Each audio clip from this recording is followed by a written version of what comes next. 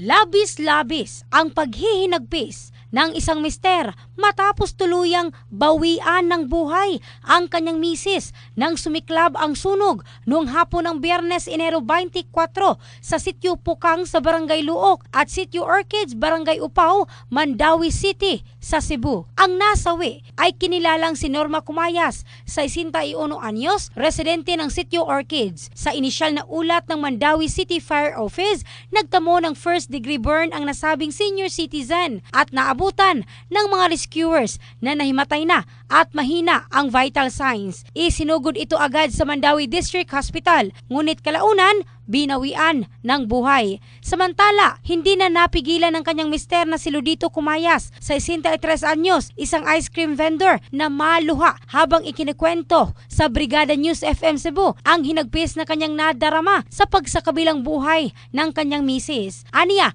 17 taon na silang nagsasama bilang mag-asawa at bago ang sunog, nagpatimpla pa ito ng kape sa kanya. Maaalala, humigit kumulang 500 residente ang apektado at 76 na kabahayan ang natupok ng sunog na nag-iwan ng mahigit 3 milyong pinsala sa ari-arian. In the heart of changing lives, ito si Michelle Craste ng Brigada News Philippines, the Music News Authority.